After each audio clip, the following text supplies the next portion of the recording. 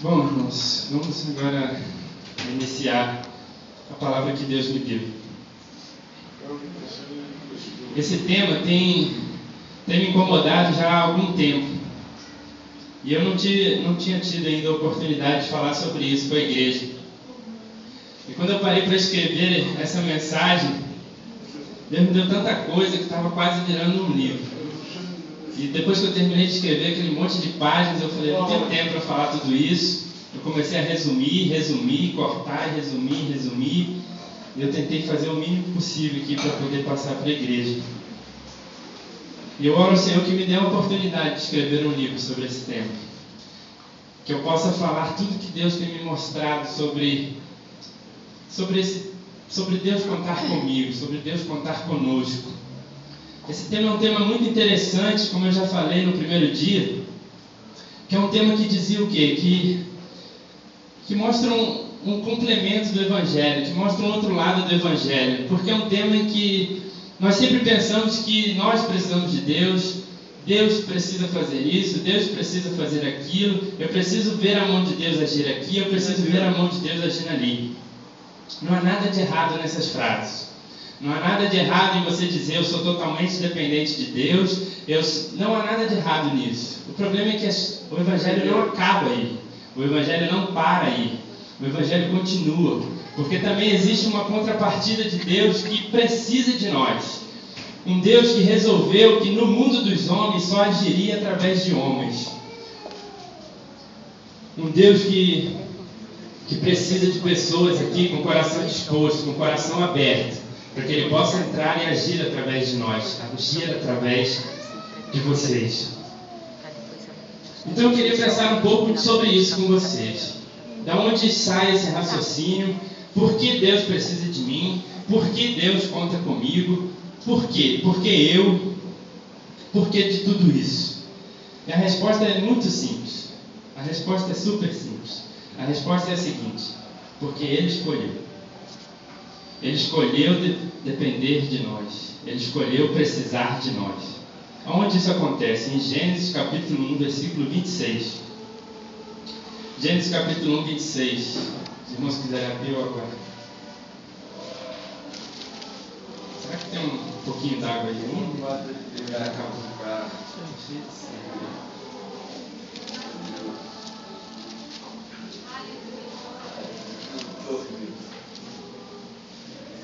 Gênesis capítulo 1, versículo 26, diz assim: E disse Deus: façamos o homem à nossa imagem, conforme a nossa semelhança, e domine sobre os peixes do mar, sobre as aves dos céus, sobre o gado, sobre toda a terra e sobre todo réptil que se move sobre a terra. A palavra-chave nesse versículo que eu quero destacar é a palavra domínio. Ou seja, Deus criou o homem após ter criado o mundo, após ter criado os animais, criado a terra, criado tudo que nós conhecemos. Ele cria o homem e fala assim: domine sobre toda essa criação. Ou seja, Deus deu toda a autoridade para Adão. A autoridade era tamanha que ele falou assim: Adão, é você que vai dar o nome a tudo. Vocês conseguem ser um pouquinho imaginativo e começar a imaginar Deus com uma prancheta, ouvindo os nomes de cada animal? Adão de frente lá, vinha o primeiro animal e ele chegava assim: e aí Deus, que nome que eu dou? E Deus olha para ele assim: é você que manda, é você que escolhe o nome, é você que vai me dizer. E Adão olha para Deus e fala assim: cachorro, esse aqui vai se chamar cachorro. Aí Deus anota: vai ser cachorro. Olha a autoridade que Deus entregou na mão de Adão. Ele dominava sobre peixes, ele dominava sobre tudo que tinha aqui sobre a terra. Só que Deus entregou o domínio para ele, mas o manteve ligado a ele. Ou seja, Deus criou aqui uma extensão do reino dele, deu o domínio para Adão e tinha uma comunhão com Adão. De tal forma que Adão, tudo que ele fazia, tinha comunhão com Deus. Tudo que ele fazia, todos os nomes que ele dava àqueles animais, era de acordo com a vontade de Deus, porque ele estava em plena comunhão com Deus. Aleluia, Jesus. Só que aí, de repente, Adão, quando peca, ele rompe com Deus. Mas Deus não tirou o domínio que Adão tinha sobre a terra. Deus não desfez essa autoridade que ele havia dado para Adão. Então assim, quando ele rompe, Adão começa a dizer o quê? Eu vou governar sobre a terra, eu vou mandar sobre a terra, eu vou exercer a minha autoridade sobre a terra, mas não mais de acordo com a vontade de Deus. Então aqui a gente começa a entender um raciocínio. Ou seja, em Gênesis 1 e 2, nós temos o homem dominando sobre a terra, mandando sobre a terra, sobre os animais, mas tudo de acordo com a vontade de Deus. E de repente, o homem rompe com essa autoridade, com essa intimidade com Deus, mas ele não perde o domínio que ele ainda tinha sobre a terra. E aí Deus, com tão grande amor e tão grande misericórdia, não abandona Adão, não abandona o homem. Por quê? O homem ele tinha a capacidade, a partir de agora, de autodestruir toda a criação. O homem ele tinha a capacidade de destruir tudo que Deus havia criado. Todo esse planeta que Deus havia feito, o homem teria essa capacidade de destruição. E sem Deus, com certeza, ele já teria destruído tudo que Deus havia criado. Então Deus não abandona a Adão. E Deus, a partir de agora, como ele já havia dado esse domínio para o homem, ele não poderia mais pessoalmente vir à terra e fazer aquilo que ele gostaria de fazer. Então ele resolve agir na terra através de homens que dessem lugar para ele.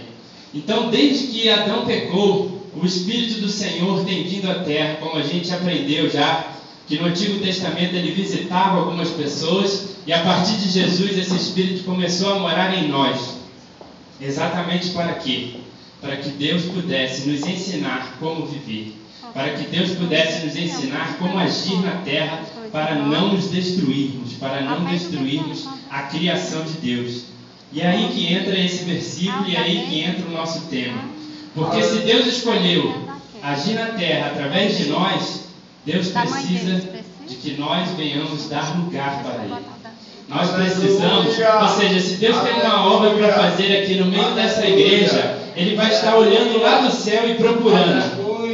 Será que é o pastor que vai me dar lugar? Será que é a Francisca? Será que é a Kelly? Deus está lá de cima com o olho bem atento. Ele tem uma obra para fazer em nosso meio, Ele tem uma obra para fazer na minha e na sua vida. Só que Ele não vai vir aqui mais pessoalmente. Ele vai ficar procurando quem são as pessoas que estão com o coração aberto para que Ele possa entrar. Ou seja, Deus conta comigo e com você para dar um lugar para Ele. Deus conta comigo e com você para abrir o coração para Ele. Porque assim Deus pode agir em nosso meio. É verdade. Aleluia! Vocês conseguem entender o tamanho da responsabilidade dos filhos de Deus? Aleluia! Vocês conseguem entender o tamanho da responsabilidade que Deus colocou em nós? Aleluia! Escondere Austria. Escondere Austria. Aí, Escondere Austria. Aleluia! Então, como Deus resolveu agir na terra dos homens através de homens, agora nós podemos entender por que Deus se fez carne para vir ao mundo. Agora nós podemos entender por que Jesus teve que vir como homem na terra.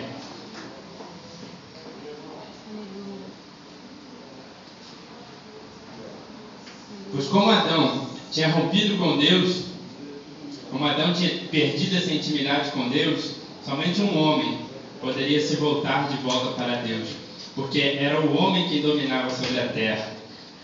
E aí Jesus vem como homem, se manifesta, o próprio Deus se manifesta em nosso meio, em carne, para estabelecer de volta aquele reino em que Adão vivia. Ou seja, Jesus vem trazer de volta o reino de Deus no nosso meio. Jesus vem nos mostrar novamente como é viver em harmonia com Deus. Jesus vem nos mostrar como é que você deve agir para que você esteja de acordo com a vontade de Deus. Jesus vem nos mostrar como nos comportar em todas as situações. Vocês já puderam imaginar, nós que somos filhos de Deus, se realmente manifestarmos como filho de Deus, aqui no Núcleo Bandeirante, apenas 10 pessoas, como Jesus era.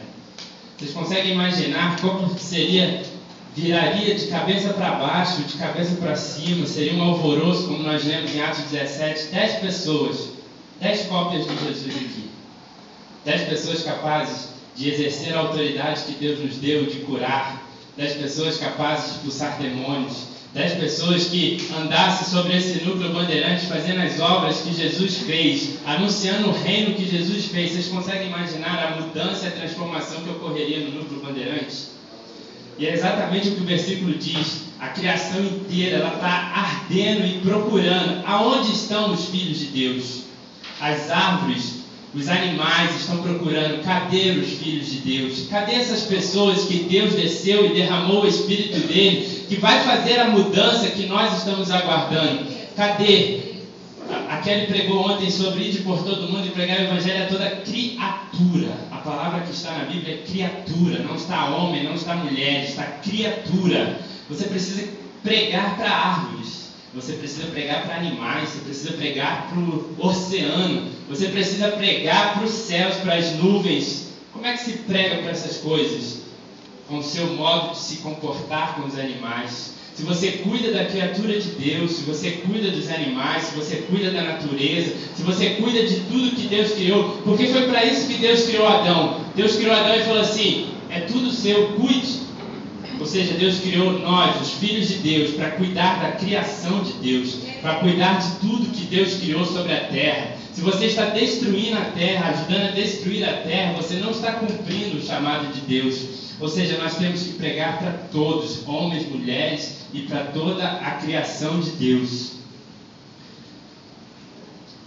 E como é que nós começamos a fazer parte desse projeto de Deus, desse projeto de criação do reino de Deus? Está lá em Apocalipse 3:20, que diz assim: eis que estou à porta e bato. Se alguém ouvir a minha voz e abrir a porta, eu entrarei em sua casa e com ele cearei e ele comigo. Deus só quer essa atitude, que você abra a porta do seu coração. Aleluia. Deus conta com pessoas aqui que estejam dispostas a abrir a porta do coração. Essa pequena atitude vai fazer com que Deus possa contar contigo. Essa pequena atitude pode transformar a sua vida, pode transformar a sua família, pode transformar o local onde você trabalha, pode transformar o local onde você estuda. Porque você já imaginou o momento em que você deixa Deus entrar e manifesta o Filho de Deus que tem dentro de você? Você fará as obras que Jesus fez e ainda maiores fará. Essa é a promessa que Jesus deixou para mim e deixou para você. Você já imaginou o tamanho da vitória que você pode fazer dentro da sua casa quando você se manifestar como filho de Deus?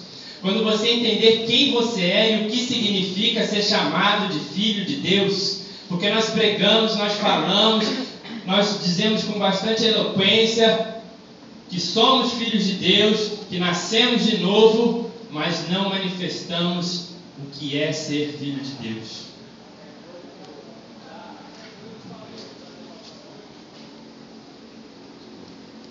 Quando a gente começa a entender o que é ser filho de Deus, a gente para de viver como o irmão do filho pródigo, que eu falei ontem. Porque muitos de nós estamos na casa de Deus, dizendo que somos filhos de Deus, mas não desfrutamos das bênçãos de filhos de Deus.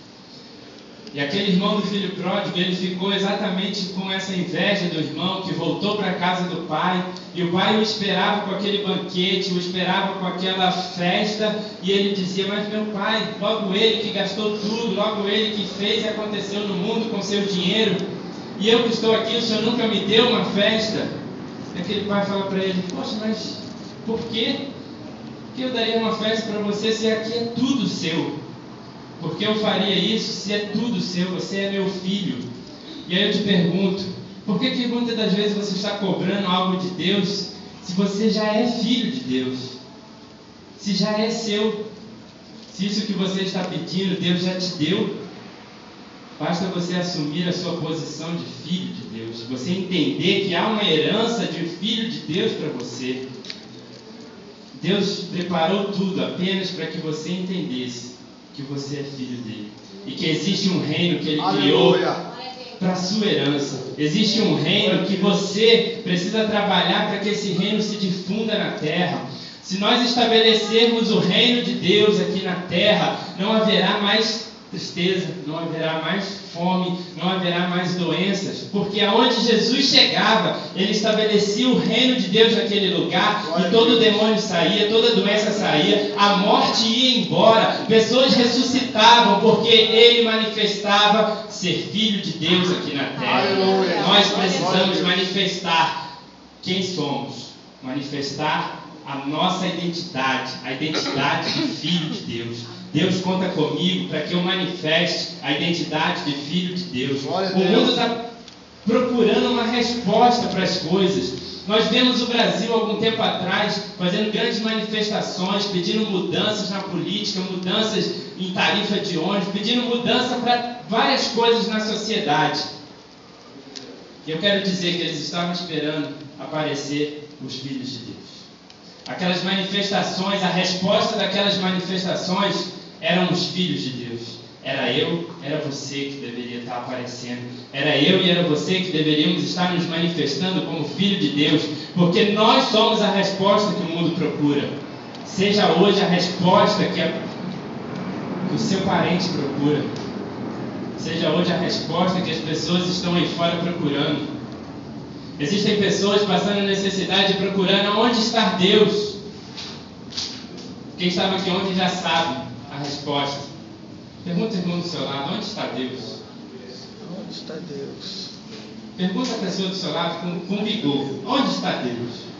Onde está Deus? Aleluia. Glória a Deus. Pergunta de novo, onde estava Deus quando isso me aconteceu? Onde estava Deus quando isso me aconteceu? Onde estava Deus? Responde agora, onde está Deus? Alguns já vão saber a resposta. Onde está Deus? Responde para essa pessoa, onde você acha que Deus está? Aí responda para ele assim, a resposta correta, dentro de mim. Aleluia. Responda para ele, dentro de mim. Nós não pregamos que nós somos a morada de Deus. Toda vez que você procurar assim, onde está Deus, você tem coragem de dizer para essa pessoa do seu lado, falar assim, toda vez que você procurar onde está Deus, olhe para mim. Eu assumo a responsabilidade de estar aonde você precisa de Deus. Porque vai ser através de mim que Deus vai fazer a mudança que você precisa. Porque se Ele mora em mim e Ele age através de mim, você está procurando exatamente a mim. Quando você procura a Deus, você procura um filho de Deus que esteja do seu lado para te dar a resposta. Você tem a coragem de ser a resposta para alguém hoje? Amém. Será que alguém na sua família hoje está precisando de Deus? Glória a Deus. E você tem a coragem de ser essa resposta que essa pessoa procura?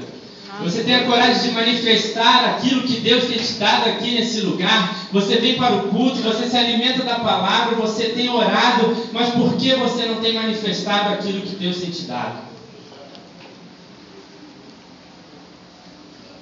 Existem milhares de pessoas no mundo precisando de Deus. Essas milhares de pessoas precisam de mim e de você, porque Deus está dentro de mim e está dentro de você. Aleluia. Glória a Deus. Pai, aleluia.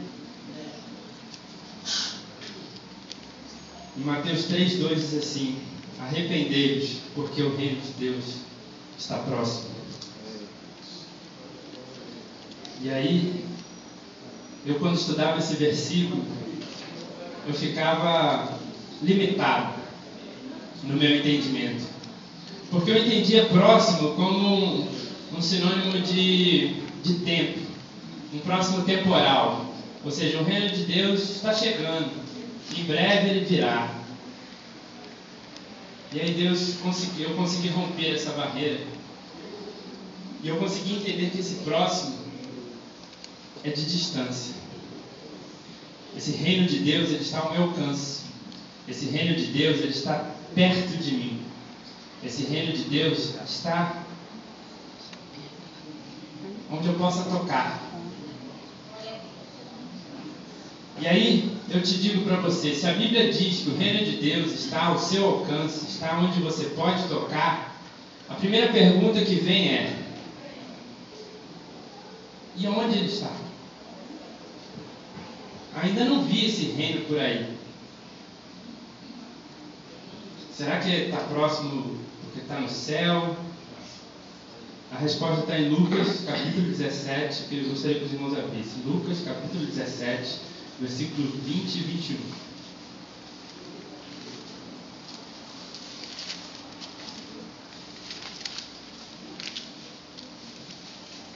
Aleluia.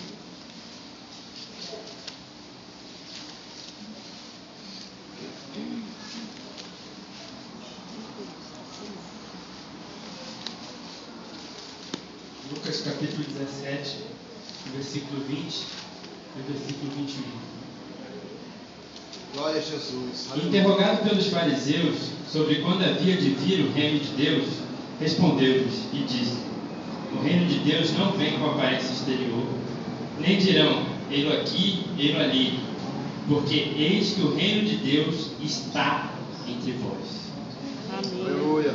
Esse versículo é muito intrigante para mim, porque nós não podemos ver o reino, nós não vamos poder dizer algo que ele está aqui, que ele está ali, mas o reino já está entre nós. Eu quero dizer que existem pessoas que já entenderam o que é viver dentro do reino. Existem pessoas que já estão vivendo o reino, Aleluia. mas não conseguem mostrar o reino. Não conseguem te dizer, isso é o reino de Deus, porque ele não tem aparência exterior. Mas você consegue perceber que já estão vivendo no reino. Glória a Jesus. Aleluia. É muito difícil ainda para mim explicar isso aqui. Mas eu tenho vivido experiências de declarar o reino de Deus nas situações da minha vida. Jesus me ensinou isso na oração. Seja feita a sua vontade, assim na terra como no céu. Venha o teu reino, Pai nosso que estás nos céus. E eu vivi essa experiência, por exemplo, vou contar um pedacinho da compra do meu apartamento. Eu tenho aprendido tudo isso sobre esse reino de Deus. Eu tenho aprendido que Deus tem me ensinado que eu nasci para dominar sobre a terra, que o reino dele tem sido estabelecido, que no reino de Deus não há dor, não há tristeza, não há doenças. E no finalzinho do processo deu um problema no cartório, que ia atrasar em pelo menos uma semana eu receber a minha chave. A corretora me ligou para avisar do problema que deu. E eu falei assim, Deus, eu aprendi que eu preciso estabelecer o teu reino em todas as circunstâncias. Eu estava no meu trabalho, eu fui para o banheiro, e eu orei bem assim, Senhor, eu quero estabelecer o teu reino também nessa situação. Eu quero que a tua vontade seja feita nessa situação. Glória a Jesus. E eu quero declarar e ordenar agora que todo impedimento vai sair para a glória do teu reino, em nome do teu reino, e vai ser tudo pelo teu reino. Não deu uma hora, irmãos. A corretora me ligou e falou, o problema já foi resolvido no seu processo de andar. Glória a Você Deus. consegue crer nessa palavra e aplaudir o nome do Senhor? Aleluia. Você consegue entender que no momento que você estabelece o reino de Deus, a sua autoridade é restituída e você começa a comandar as coisas no mundo? Você passa a orar como Jesus orava. Jesus orava para saber qual era a vontade do Pai. E ele agia. Você não via Jesus orando para um cego. Você via Jesus mandando a doença sair. Você via Jesus indo lá e conversava com o Pai e falava assim, Pai. E se derramava e entendia o que o Pai queria. E ele ia ao mundo e ordenava. Ele ia ao mundo e falava assim, levanta e anda. Ele não chegava e orava para o paralítico. Eu quero dizer que Deus já te deu essa autoridade de curar o paralítico.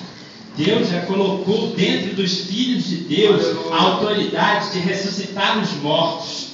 Você não precisa orar. Você ora para saber qual é a vontade de Deus e o momento de Deus de fazer. Mas a hora que Deus já liberou e colocou isso no seu coração, você ordena, doença, vai embora. Você ordena, impedimento, saia da minha vida. Você ordena, e o mundo, o inferno, todos devem obedecer. Por quê? Você está fazendo de acordo com a vontade de Deus. Glória a Deus. E de acordo com a vontade de Deus, tudo se move ao É seu favor. verdade. Aleluia. Todas as coisas cooperam para o bem daqueles que amam a Aleluia. Deus. Glória a Deus. Você tem coragem de virar para uma pessoa agora e perguntar, você está precisando de Deus? precisando de Deus? É de Deus. Pergunta para a pessoa aí, você está precisando de Deus? Aleluia. Agora você consegue responder, eis-me aqui? Eis-me aqui. Você consegue dizer, eis-me aqui, o que você está precisando? Eis-me aqui. Eu estou aqui, eu sou filho de Deus. Eu posso mudar essa situação. Eu posso fazer o que Deus precisa fazer e Ele vai fazer através de mim, porque Deus já me ungiu para fazer isso. Você consegue tomar essa posição de filho de Deus hoje e começar a agir com a unção que Deus já te deu, com a unção que Deus já te derramou? Olha o que está escrito em Lucas 4, 18 ao 20. Vamos ler.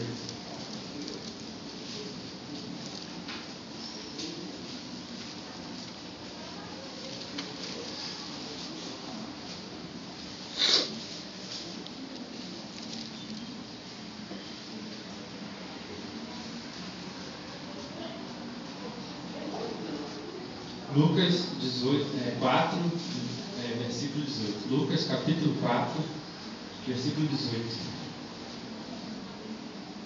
O Espírito do Senhor é sobre mim, pois que me ungiu para evangelizar os pobres, enviou-me a curar os quebrantados de coração, pregar a liberdade aos cativos e restauração da vista aos cegos, e pôr em liberdade os oprimidos, e anunciar o ano aceitável do Senhor. E cerrando o livro, tornando a dar ao ministério, assentou-se, e os olhos de todos na sinagoga estavam fitos nele. Essa unção foi derramada sobre Jesus e ela se estende a todos os filhos de Deus. Amém. Porque o próprio Jesus falou que nós faríamos tudo o que ele fez e ainda coisas maiores fará. E a palavra Cristo vem da palavra Mashiach, Jesus Cristo. A palavra seria Yeshua Mashiach. E essa palavra Mashiach significa unção. E unção significa capacitação para se fazer uma obra. Então Jesus, como homem, ele foi capacitado para fazer essa obra. E nós, quando somos ungidos, somos capacitados para fazer as mesmas obras que Jesus nos fez. Aleluia. Deus conta com pessoas ungidas. Deus conta com pessoas dispostas a receber a unção de Deus. Deus conta com pessoas que querem fazer a vontade de Deus. Deus conta com pessoas que estão dispostas a usar o dom que Deus te deu para a obra dele, para a construção do reino de Deus. Existem pessoas que estão sentadas aqui hoje à minha frente, que já receberam dons de Deus, que têm capacitação de Deus para fazer uma obra, mas preferem negligenciar esse dom, preferem guardar esse dom, preferem ficar sentadas, preferem ficar no seu comodismo. Deus está te chamando hoje para sair dessa posição de conforto. Deus está te falando assim: eu preciso de pessoas dispostas para fazer essa obra. Deus precisa entregar vitórias desde ontem, desde o ano passado, mas precisa de pessoas que estão dispostas a fazer essa vontade de Deus. Deus já dispensou vitórias hoje para cada um de nós. Só que Ele está esperando uma pessoa que esteja disposta a ir lá e entregar essa vitória. Às vezes você está orando, esperando que Deus te entregue uma bênção financeira. Essa bênção financeira foi dada para um irmão do seu lado. E Deus já falou com ele: entrega para essa pessoa. Só que essa pessoa não está disposta a fazer a vontade de Deus. Ou seja, Deus em nosso meio, Ele veio para cada um de nós abençoarmos ao outro. Assim como era em Atos lá, que todo mundo se reunia, tinha uma única harmonia, estava um abençoando o outro, um ajudando o outro, e nada faltava um para o outro, porque um era o filho de Deus para o outro, um manifestava Deus para a outra pessoa, e aquilo era recíproco, aquilo era mútuo. E é isso que Deus fala em unidade, que nós devemos ser um só, eu e você e Deus. Aleluia. Quando nós entendemos que somos um com Deus, nós não temos mais medo de nos mover, porque quando eu me movo, Deus se move. Porque se eu sou um com Deus, não tem como eu ir para um lado e Deus ir para o outro. Mas quando eu entendo que eu estou junto com Deus, assim como o Pai, o Filho e o Espírito Santo são um, quando o Espírito se move, o Pai e o Filho se movem. Quando eu me movo e eu sou um com Deus, Deus se move junto comigo. Quando a minha mão estende para abençoar, a mão de Deus estende para abençoar, porque eu sou um com Deus, porque eu sou filho de Deus. E isso está sobre mim, está sobre você. Você só precisa entender qual é a sua identidade. Você só precisa entender quem você é. E a autoridade e a unção já foi derramada sobre você. Amém? Nós vemos isso Deus contando com pessoas durante toda a Bíblia. Nós vemos como Deus contou com Moisés para libertar o povo. Deus chamando, a gente lê naquela passagem do chamado de Moisés, acho que a maioria de nós se identifica. E ele chama Moisés e Moisés começa a dizer: ah, mas eu não sei falar, ah, mas eu sou gago, ah, mas eu isso, ah, mais aquilo, mais aquilo. Eu imagino a paciência de Deus. Ou seja, Deus contava tanto com Moisés, Deus acreditava tanto em Moisés, que ele teve a paciência. Imagina Deus, você consegue imaginar Deus tentando convencer o homem a fazer algo que ele queria?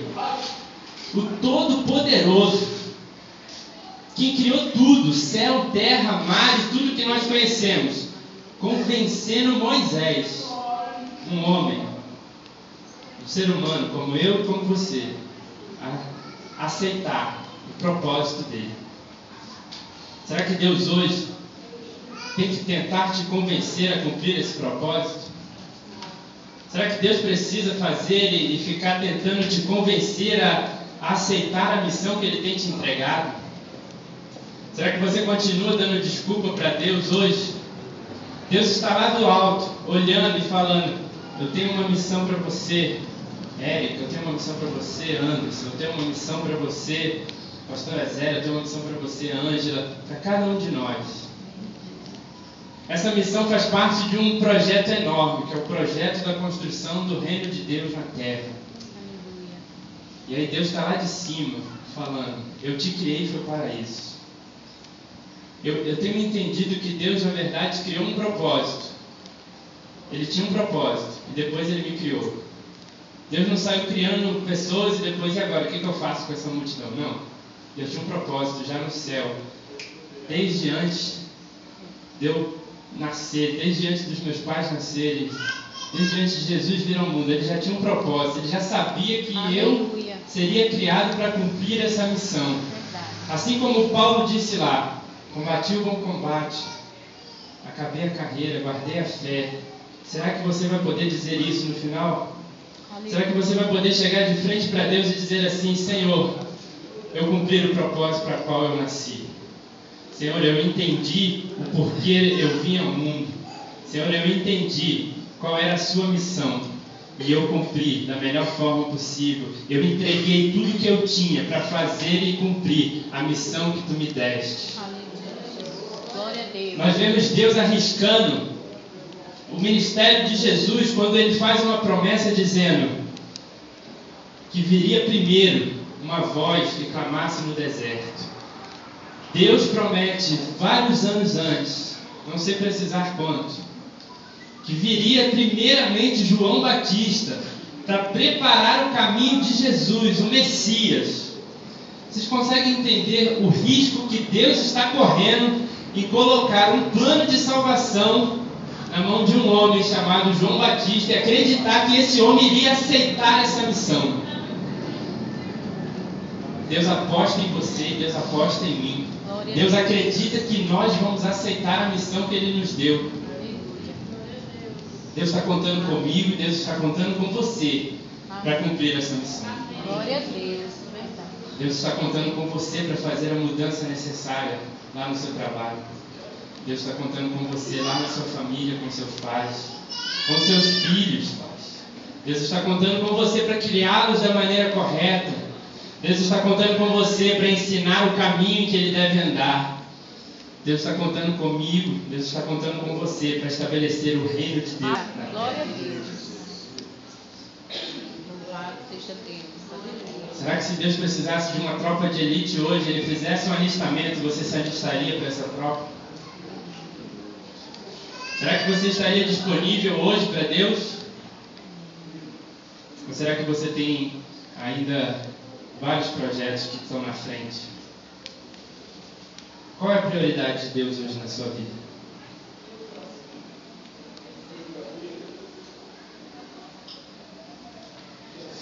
Se Deus não conseguir fazer uma obra dentro de nós, seremos irrelevantes para Deus. Se você não dá oportunidade para Deus mudar você, você não consegue mudar pessoas. Se você não der oportunidade para Deus fazer a transformação necessária na sua vida, você não será usado para transformar a vida de outras pessoas. Será que Deus já conseguiu te mudar? Será que você já deu oportunidade para Deus te mudar?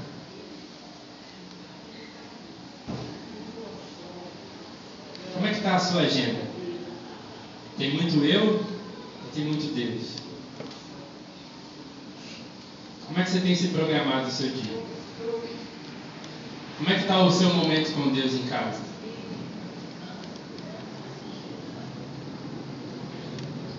Eu tenho me incomodado demais com o egocentrismo que tem acontecido no Evangelho. Eu tenho me incomodado demais com pregações que só falam do eu. O homem tem estado no centro de muitas canções. Canções que falam que eu posso, eu vou fazer, eu vou conseguir, eu isso, eu aquilo, eu. Tem canções que começam e terminam e não falam uma palavra de Deus. Canções que começam e terminam e não falam mais de Jesus, não falam mais do amor de Deus. Canções que fazem muito sucesso porque alimentam o meu e o seu ego. Canções que dizem que eu faço, eu aconteço, eu consigo, e não exalta mais a grandeza de Deus. E nós temos nos conformado com isso porque é mais fácil para nós dizermos eu.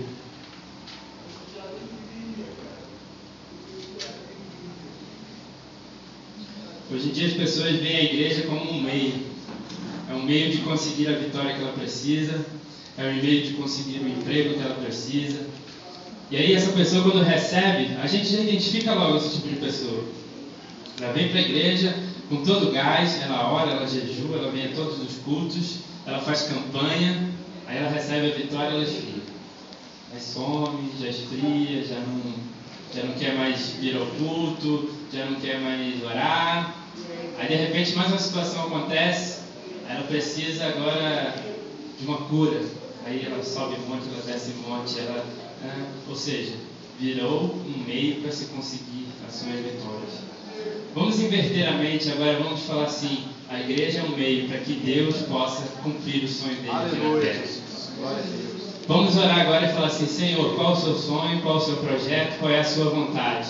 Eu sou apenas um teu instrumento, eu sou a mão que o Senhor irá agir na terra, eu sou a pessoa que irá fazer e abençoar aquelas pessoas que o Senhor quer abençoar, eu sou a mão que vai curar os enfermos que o Senhor precisa curar, eu sou a pessoa que o Senhor vai usar para transformar essa nação numa nação temente a Deus, amém? Glória a Deus. Aleluia. Aleluia. Deus conta com a nossa geração, irmãos. Eu estou liderando os jovens. E é uma responsabilidade muito grande.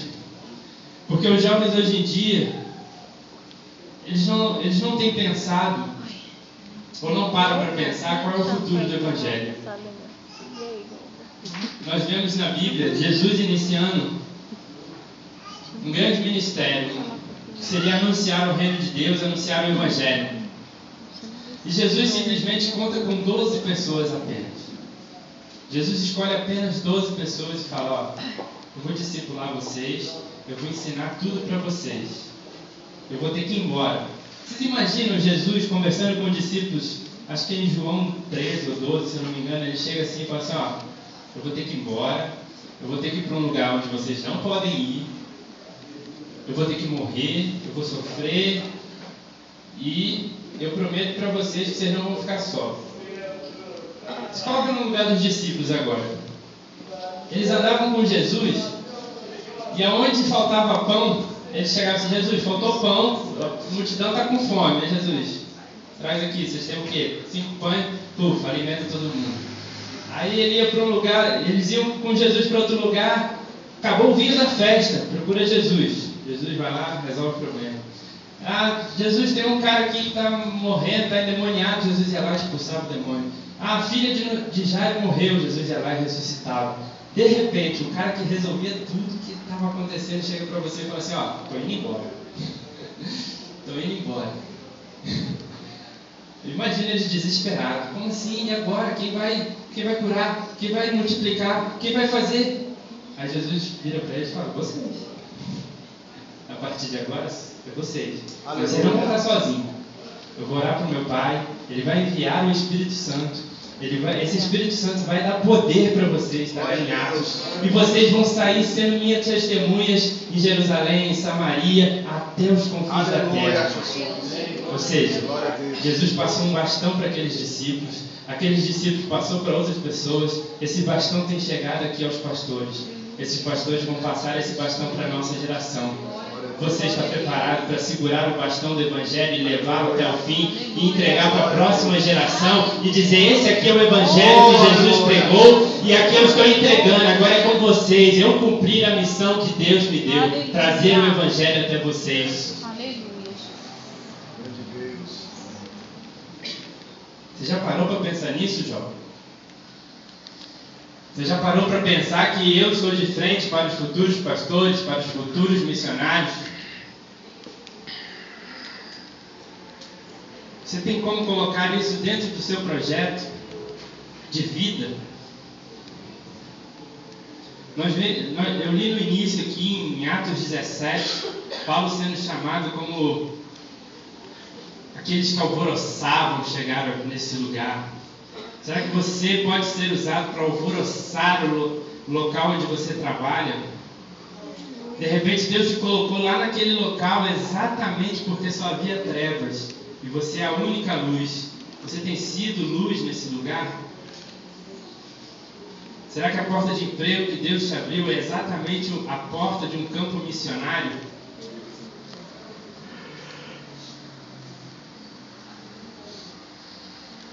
Queria partir para a conclusão dessa mensagem. Aleluia. E a conclusão é a seguinte pergunta: Deus pode contar com você? Glória a Jesus. Aleluia. Glória a Deus. Você está disposto a cumprir o chamado de Deus? Até que ponto você está disposto a provar o seu amor por Deus? Deus já deu o primeiro passo. E o primeiro passo dele foi entregar o filho dele na cruz, por mim e por você. E esse foi um passo enorme, porque ele acabou com um abismo que existia entre nós e Deus.